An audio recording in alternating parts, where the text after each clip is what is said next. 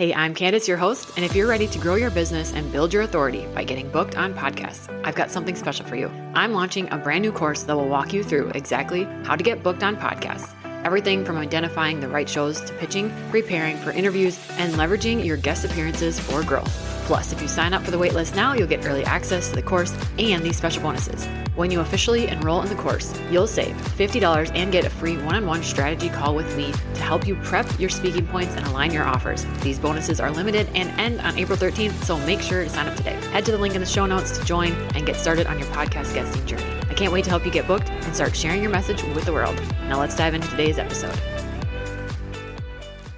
Hey, welcome back, or welcome for the first time if this is your first episode tuning in. I'm so glad that you're here. This is a quick, fast and furious solo episode for you about those little things that you just do. It's just something you do.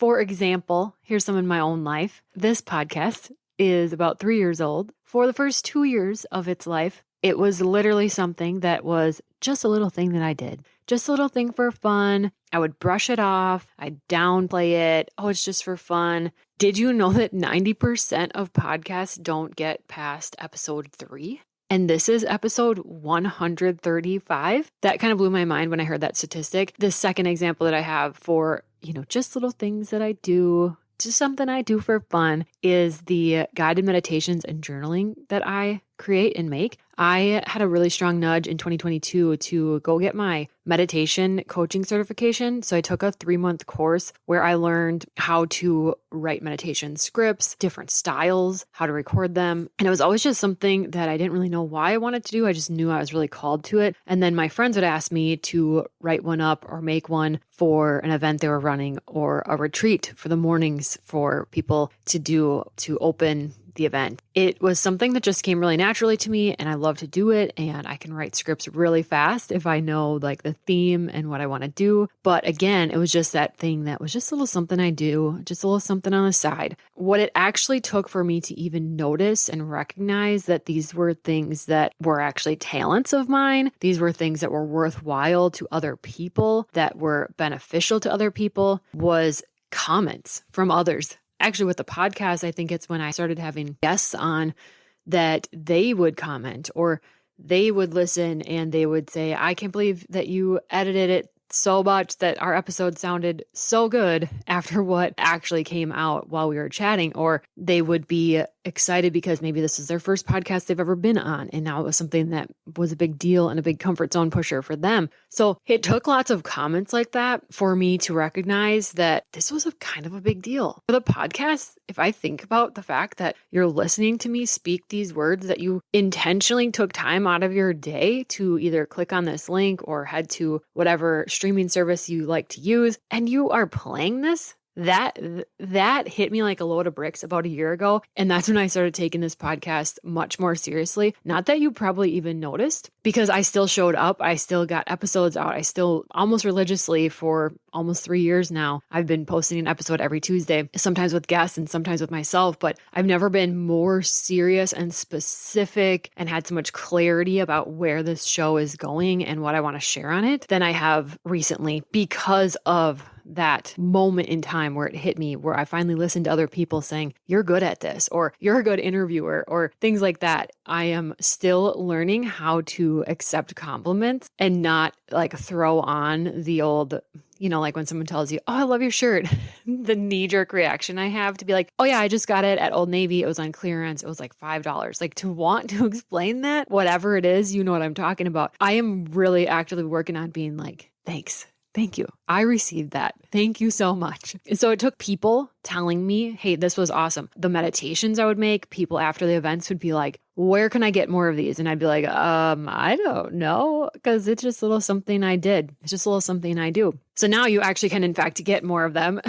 because I have made more of them. So I share this with you so that you can hopefully start to identify, notice spaces or places in your life where you're being met with these same types of comments, where people are asking for your help, your guidance, your advice, things that just happen really naturally for you, things that you lose track of time doing. Hopefully you're starting to have a couple things, because I know that they're there. They're in all of our lives. We dismiss them so quickly and so easily. So I hope that you're starting to get a few things in your head churning that are are your little things that you just do. But why sometimes it is that we cannot see these things for ourselves, it's because you're so close to yourself. You're so close to the things that you do that it's really, really easy to think that because you know how to do it or you think this certain way that everyone else does too. But that's just not the case. Oh, not everybody actually has the exact same thoughts I do, knows the exact same information I do. So just because you're so close to the thing that it is that you're doing, it might be why you're completely missing it. It's also because it might be really easy for you. And it might be really fun for you, like my podcasts and my meditations and guided journaling. That's fun for me and it comes easy to me. But because of that, it's really easy to dismiss it. And it's also probably a reason why you don't think that someone should pay you for it, for whatever it is for you, because it's fun and it's easy. You have absolutely all the permission in the world to, if you want, use it as a service that you actually charge a fee for, because these are your talents and these are your gifts. Now, just because you like to do something or it's fun for you doesn't mean you have to monetize it, because maybe that sucks the joy out of it for you. There's that too to consider. But I'm talking about those things that truly are your gifts that are waiting to be shared with the world, potentially build a business around, start your entrepreneurship journey with. And then the other piece is a lack of role models in your immediate life that are doing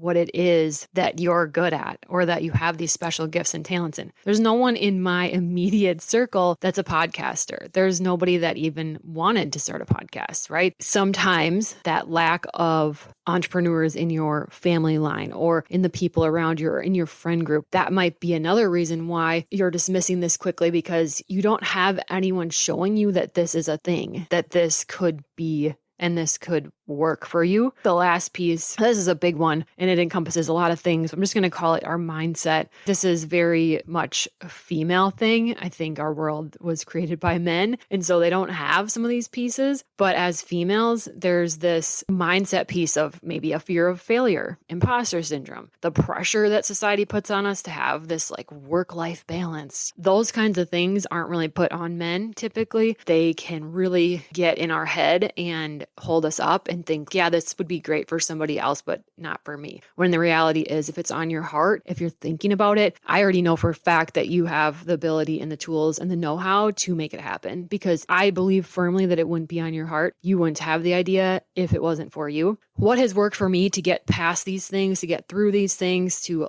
have a podcast that's on episode 135. Some of the things in the very beginning was to get really serious about what I was consuming on social media. If things made me feel less than, I deleted it. If I needed or wanted to make sure that I was looking at role models of where I wanted to go, then I went and found great ones out there, and on there's someone doing what you want to be doing. And in fact, there's probably people doing the things and getting paid for these things that aren't as good as you are at them, but they just are stepping over the fear and stepping through that. The only thing that's holding you back from doing the same thing. Personal development constantly, whether that's a podcast, that's reading a book, taking a class, that's always great because it's just filling your brain with really good things. And we can constantly be rewiring our brains to think differently. And then just joining virtual communities for entrepreneurs, also attending in-person events for entrepreneurs. And now some of these things can get like really business cardy, stuffy. So I'm not talking about those, but that's actually exactly why I continue to have my podcast and share, because I wanted a space that's free of charge for someone to come and listen to things and take things away. It's also why I started Align Business Collective in January 2024 with my best two friends, because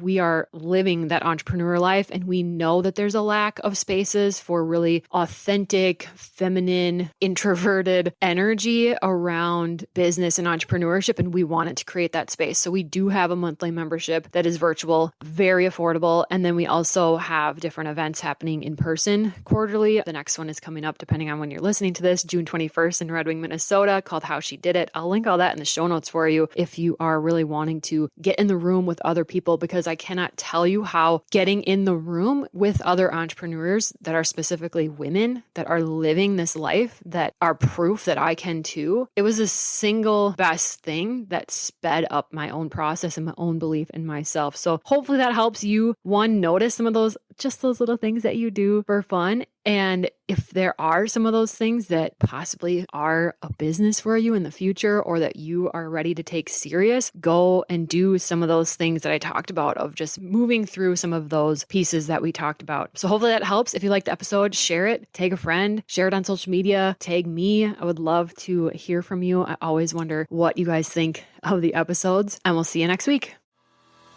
Thanks for tuning in. If you're ready for podcast mentoring, whether it's setup, editing, planning, or guesting, you can book a one-on-one call with me through the link in the show notes. I hope you feel seen, inspired, and like your dreams and goals are completely valid, because they are. See you next Tuesday.